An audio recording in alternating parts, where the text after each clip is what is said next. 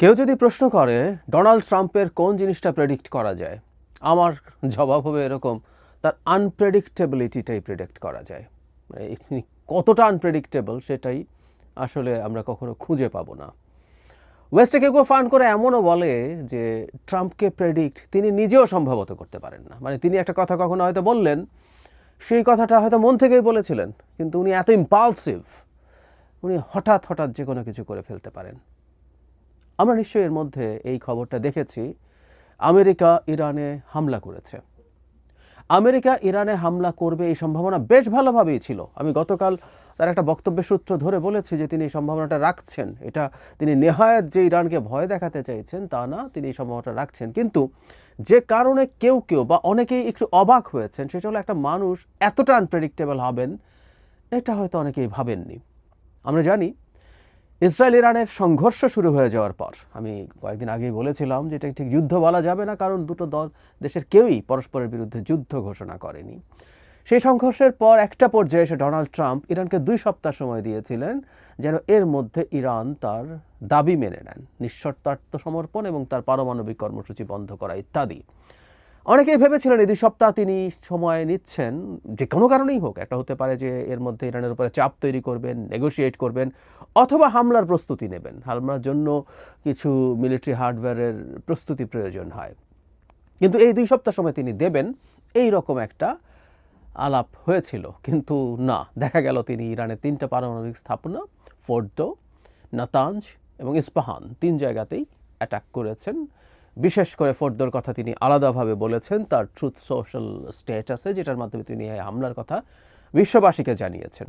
সেখানে বিশাল বমিং হয়েছে ইত্যাদি ইত্যাদি। কারণ দীর্ঘদিন থেকে দীর্ঘদিন মানে এই সংঘর্ষ হওয়ার পর দীর্ঘ সময় ধরে ফোর্দো যে পারমাণবিক স্থাপনা সেটা নিয়ে প্রচুর আলোচনা হয়েছে। সেখানে তাদের সবচেয়ে সফিস্টিকেটেড, সবচেয়ে মূল সেন্ট্রিফিউজগুলো যেগুলোর মাধ্যমে ইউরেনিয়াম এনরিচমেন্ট হয়, সেই সেন্ট্রিফিউজগুলো ওখানে সবচেয়ে বেশি আছে এবং সেটা পাহাড়ি এলাকায় খুবই মাটির গভীরে আছে। সেখানে আমেরিকা অ্যাটাক করে সেটাকে ধ্বংস করবে এই আহ্বান নেতানিয়াহু জানাচ্ছিলেন, কারণ যে বোমা দিয়ে এটা ধ্বংস হওয়া সম্ভব বলে বলা হচ্ছিল, GBU-57, সেই বোমা আমেরিকারই আছে। শুধু সেটা না, সেই বোমা ভীষণ ভারী, 13-13.5 টন ওজন একটা বোমার। সেই বোমাটা ক্যারি করে নিয়ে যাওয়ার মতো বিমান একমাত্র আমেরিকারই আছে, B-2 স্পিরিট। ইনফ্যাক্ট B-2 দিয়ে অ্যাটাক হয়েছে, এটাই আমরা এখন পর্যন্ত জানতে পারছি। জনাব ট্রাম্প যে কাজটা করলেন সেটা খানিকটা অবাক কারো লাগলো যে 2 সপ্তাহ আগেই এটা, ওই যে বললাম, তার আনপ্রেডিক্টেবিলিটিটাই প্রেডিক্টেবল। সুতরাং এটাও খুব অবাক হওয়ার ব্যাপার না। আমরা একটু আলোচনা এখন করব এটার ইম্প্যাক্ট কী হতে পারে, এটা ভবিষ্যতে কী রেজাল্ট আমাদের দিতে পারে। মধ্যপ্রাচ্যে কি একটা অল আউট যুদ্ধ বেঁধে যাবে? ইরানের কি করলে তার দিক থেকে ভালো হয়? সবার আগে আমরা একটু জানতে চাই কতটা ক্ষয়ক্ষতি হতে পারে। যেমন ধরুন আমরা ফোর্দো নিয়ে এই কথা বলি, এখানে বাংকার ব্লাস্টার দিয়ে এটা ধ্বংস করা যাবে এই সম্ভাবনা খুব কম। GBU-57 পেনিট্রেটিং পাওয়ার যতটা, নাতাঞ্জে যে স্থাপনা আছে, ভূগর্ভস্থ স্থাপনা, সেটা আরও নিচে আছে বলেই পপুলারলি নোন। এগুলো প্রত্যেকটা আসলে ক্লাসিফাইড তথ্য, সবই ক্লাসিফাইড। এটা কত নিচে আছে সেটাও ক্লাসিফাইড, এমনকি GBU-57 যে তথ্য পাই যে এটার পেনিট্রেটিং পাওয়ার এতটা, এটাও আসলে ক্লাসিফাইড তথ্য। এগুলো অনেকগুলো বিভিন্ন সূত্র থেকে পাওয়া যায়। তো ইভেন এমন বলা হয়েছে যে একটা বোমা মারা হলো, সেটার একটা ক্রেটার তৈরি হলো, সেখানে ঠিক একই পয়েন্টে আরেকটা, তাহলে সেটা আরও বেশি ভেতরে যাবে, তারপর আরেকটা, এরকম বেশ কয়েকটা হামলা করলে হয়তো নাতাঞ্জের ভূগর্ভস্থ জায়গা ধ্বংস করা যেত। যদিও ট্রাম্প দাবি করেছেন এটা ধ্বংস করা গেছে, পুরোপুরি ধ্বংস করা গেছে। আবার ইরানের দিক থেকে বলা হচ্ছে এখানে কিছুই হয় নাই, যেটা প্রবেশ পথে সামান্য কিছু এদিক সেদিক হয়েছে, কিন্তু মেজর কিছু হয় নাই। কিন্তু তার চাইতে জরুরি কথা, খুবই প্রেডিক্টেবল একটা হামলা এখানে হবে, এখানে বা অন্যান্য নিউক্লিয়ার যে সাইটস আছে সেখানে হবে, এটা তো ইরান জানে। তো কি হয়, আমরা যখন কখনো বাসা ছেড়ে চলে যাই, বাসায় তালা দিয়ে যাই, ঢাকা বা বিভিন্ন শহরে ডাকাতি হয়, আমরা ডাকাতি বলি কিন্তু এগুলো আসলে বার্গলারি, আমার ঘর ভেঙে ঢুকে জিনিসপত্র নিয়ে যায়।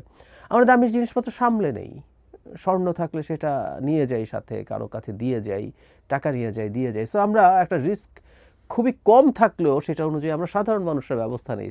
কথাটা এই জন্য বললাম, যা করা হলো, ধরে নিলাম যে ফোর্দো পুরো ধ্বংস করে ফেলা গেছে, ইরান তার ফিসাইল ম্যাটেরিয়াল এখানে রাখার তো কোনো কারণ নেই। তার সেন্ট্রিফিউজের একটা বড় অংশ সেখান থেকে সরিয়ে ফেলার কথা। ইরানের সাথে ইসরায়েলের যখন সরাসরি আক্রমণই শুরু হলো, আমাদের মনে আছে নিশ্চয়ই সিরিয়াতে ইরানি কনসুলেটে হামলার পর ইসরায়েল পরস্পরকে হালকাভাবে খুব মিন করে খুব ধ্বংস করার জন্য অ্যাটাক করেনি, কিন্তু হামলা শুরু করেছে। সো তখন থেকেই ধারণা করা যায় তারা এই জিনিসগুলো সরিয়ে ফেলেছে। আর গত কিছুদিনে তো তারা বড় স্কেলে সেটা সরিয়ে ফেলার কথা। এটা খুবই সাধারণ কাণ্ডজ্ঞান। ইরানও তাই দাবি করছে যে তাদের জিনিসপত্র ওখানে নাই, তারা এগুলো সরিয়ে ফেলেছেন। ফলে আমেরিকার এই হামলাটা কি তাহলে শুধুমাত্র ফেস সেভিং? এবং আমি এটাও বলতে চাই, নিউক্লিয়ার যে স্থাপনা তার চাইতে একটা বড় মাথা ব্যথা এখন ইসরায়েল এবং আমেরিকার আছে। এটা সবচাইতে জরুরি ব্যাপার, আসবো সেই জায়গায়। এখন ইরান কি করতে পারে? ইরান শুরু থেকেই পাল্টা হুমকি দিচ্ছিল, আমেরিকা যদি হামলা করে এটা মধ্যপ্রাচ্যে একটা ওয়াইড স্প্রেড যুদ্ধ শুরু করে দিতে পারে, কারণ ইরান আমেরিকার বিভিন্ন স্থাপনায় হামলা করবে। মধ্যপ্রাচ্যে আমেরিকার বহু জায়গায় আমেরিকার সামরিক ঘাঁটি আছে, সমুদ্রে আমেরিকার নৌবহর আছে, প্রত্যেক জায়গায় হামলা করবে এটা ইরান বলেছে। এবং এই যুদ্ধের পর এই আমেরিকার এই হামলার পর ইরানের যে প্রধান ধর্মীয় গুরু আয়াতুল্লাহ আলী খামেনি, ধর্মীয় গুরু বলছে, কিন্তু আসলে ডিফ্যাক্টো ইরানের প্রধান শাসক তিনি, তার উপদেষ্টা হামলার আহ্বান জানিয়েছেন। শুধু তাই না, আরেকটা আলোচনার ব্যাপার আছে, সেটা আলাদা ভিডিও করতে চাই, সেটা হচ্ছে হরমুজ প্রণালী, হরমুজ স্ট্রেইট, যেটা দিয়ে পৃথিবীর অয়েল ট্রান্সপোর্টের 1/3 মতো হয়, অয়েল অ্যান্ড গ্যাস। তো সেটা বন্ধ ইরান করে দেবে, সেরকম একটা ইরানের পক্ষে এটা সম্ভব। বন্ধ হচ্ছে এটার রুটটাকে এতটাই রিস্কি করে তোলা যাতে জাহাজ আর এদিক দিয়ে না যায়। আমরা জানি কিছুদিন আগে হুতিদের সাথে সংকটের সময় বাব আল মানদেব যে স্ট্রেইটটা আছে সেটা দিয়ে তেল সরবরাহ বন্ধ হয়ে গিয়েছিল এবং জাহাজগুলোকে অনেক দীর্ঘ পথ ঘুরে ঘুরে আসতে হয়েছিল। সো একই রকম পদক্ষেপ ইরানের পক্ষে নেওয়া সম্ভব, কিন্তু এটা আবার খুব সহজও না, তার নানান ইস্যুতে নানান ক্যালকুলেশন। ইরান এটা করবে কিনা সেটা সময় বলবে। এখন ইরান রিটালিয়েট করবে কিনা সেটা হলো সবচেয়ে জরুরি প্রশ্ন। দুটো ইস্যু আছে। একটা হলো ইরান আমেরিকার এরকম একটা আক্রমণের পর সে আগে একটা হুমকি দিয়ে রেখেছে, সে যদি এখন পাল্টা কিছু না করে এটা ইরানের রাষ্ট্র হিসাবে তার প্রেস্টিজের সমস্যা করে। সে মধ্যপ্রাচ্যে একটা শক্তিশালী বা সবচেয়ে শক্তিশালী দেশ হতে চায়, সে একমাত্র বা প্রধান সুপার পাওয়ার হতে চেয়েছে। তার সাথে সৌদি আরবের সংকট আছে, ইসরায়েলের তো আছেই। সো সে বলার পরে এটা না করে থাকা তার জন্য কঠিন, সুতরাং সে কিছু করতে পারে। কিন্তু এটা করা মানেই হচ্ছে আরও আমেরিকান অ্যাটাক আমন্ত্রণ করা। ও যদি এবার চুপ করে থাকে তাতেও কি বন্ধ হবে? খুব সম্ভাবনা নেই, কারণ বলছে অন্য একটা ফ্যাক্টর এখানে জড়িত হয়েছে। তাহলে আমরা এই জায়গাটা খেয়াল করি, ইরান যদি অ্যাটাক করে তাহলে আমেরিকা আরও পাল্টা আঘাত করার তার যুক্তি তৈরি হবে নিজের কাছে বা তার জনগণের কাছে, যে আমেরিকান অ্যাসেটস অ্যাটাক হচ্ছে ইরানকে দিয়ে এখন সরাসরি, সুতরাং আমরা রিটালিয়েট করব। ইরান আরও অনেক বেশি আক্রমণের শিকার হতে পারে। ফলে অ্যাপারেন্টলি এটা মনে হতে পারে ইরান যদি চুপ থাকে এখন যতটুকু হয়েছে, কারণ তার আসলে মেজর ক্ষয়ক্ষতি হয় নাই, যে 3টা স্থাপনায় তারা আক্রমণ করেছে আমেরিকা সবগুলো যদি খুবই সাকসেসফুল হয়েও থাকে, ইরানের যে মূল জিনিস বাঁচানোর দরকার ছিল সেটা সে আগে সরিয়ে ফেলেছে। এটা একটু আগেই বললাম, তার পারমাণবিক প্রযুক্তির যা আছে, তার যা টেকনোলজিক্যাল হার্ডওয়্যার যেগুলো ওখানে রয়েছে সেগুলো সরিয়ে ফেলার কথা। সো এটা ভেবে ইরান যদি মনে করে যে আমি আর পাল্টা আক্রমণ করলাম না, so that I can avoid further American attacks, এটা ভাবতে পারে। এটা আমার কাছে মনে হয় নট এ ব্যাড অপশন।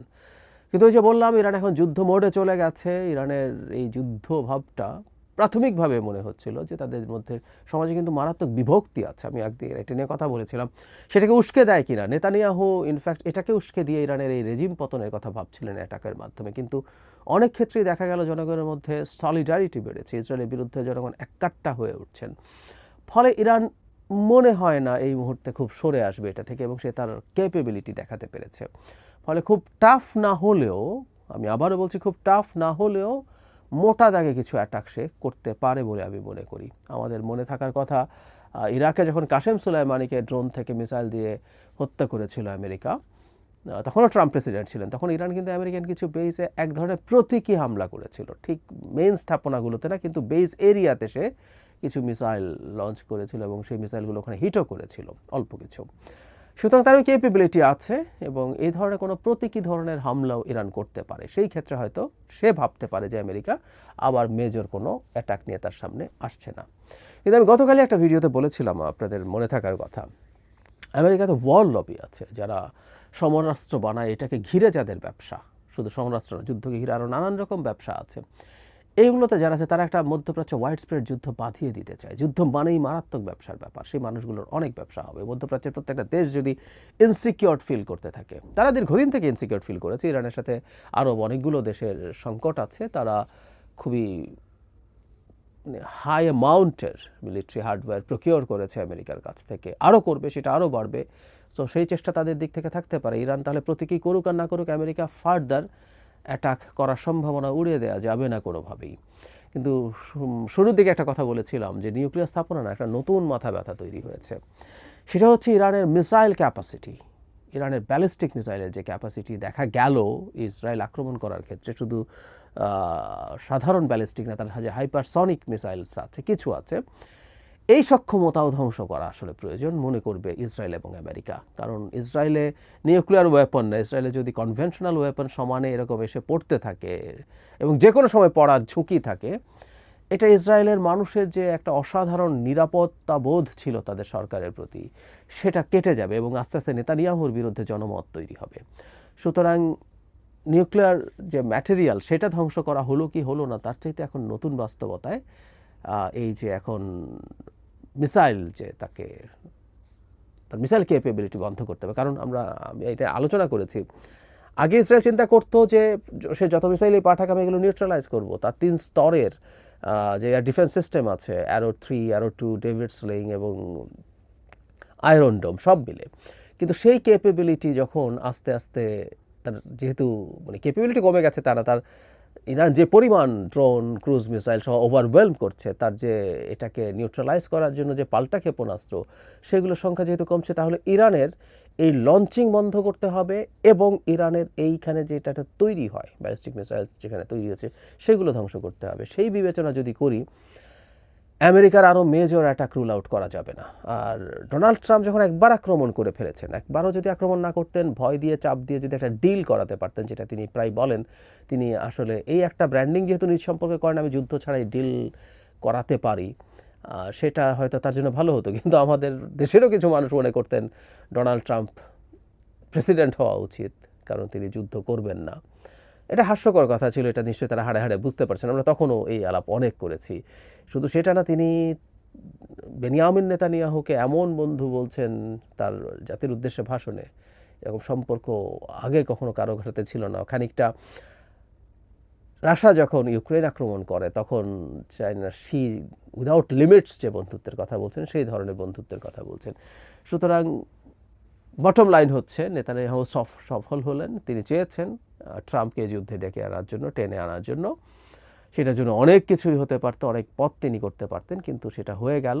আমি ধারণা করি এখন আমেরিকা আসলে এতটুকুতে থেমে যাবে না। ইরান রিটেলিয়েট করলে তো আমেরিকা এটাকে আবার ফার্দার এসকালেট করবেই, কিন্তু ইরান যদি নাও করে, আমেরিকা সরে আসার সুযোগ নেই এবং আমেরিকাকে এখানে ছড়িয়ে রাখা, যেখানে এনগেজ রাখার জন্য ইসরায়েল আরও অনেক কাজ করবে। এবং কি এই রকম আলোচনাও আছে যে সে তার মিসাইল ইন্টারসেপশন কিছু কমিয়ে দিচ্ছে, মানে তার যত সক্ষমতা আছে ততটা না দেখিও আরেকটা কমিয়ে দিচ্ছে, কিছু মিসাইলকে সে মাটিতে পড়তে দিচ্ছে, তার টার্গেটকে আঘাত করতে দিচ্ছে, মানুষের হতাহত হতে দিচ্ছে, যাতে এই মেসেজটা সে আমেরিকাকে দিতে পারে যে সে ভালনারেবল হয়ে পড়ছে, আমেরিকার জনগণকে দিতে পারে, সারা পৃথিবীতে যে ইহুদিরা অন্তত জায়নিজমে বিশ্বাসী, তাদের উপরে যাতে চাপ তৈরি করা যায়, তারা যেন আমেরিকাকে চাপ তৈরি করে এই যুদ্ধে ইনভলভ হওয়ার জন্য। সুতরাং আমেরিকা মোটা দাগে এখানে ইনভলভ হবে। সো ইরান এই দফা যদি থেমেও থাকে, আমেরিকা যদি ক্রমাগত আক্রমণ করতে থাকে তার বিভিন্ন স্থাপনায়, ইরানকে তখন আসলে তার যা যা কথা ছিল, তার তো ক্যাপেবিলিটি আছে আমেরিকার বিভিন্ন সামরিক স্থাপনায় আঘাত করা, সেটা করতে সে হয়তো বাধ্যই হবে শেষ পর্যন্ত। এবং এটা মিডল ইস্টে একটা ওয়াইড স্প্রেড যুদ্ধ ছড়িয়ে দিতে পারে। এবং সেই পুরনো কথা আবারও বলি, কোনো একদিন তৃতীয় বিশ্বযুদ্ধ যদি আমরা রেকগনাইজ করি হয়েছে, তখন আমরা আসলে বলবো এইগুলো তৃতীয় বিশ্বযুদ্ধের পার্ট ছিল।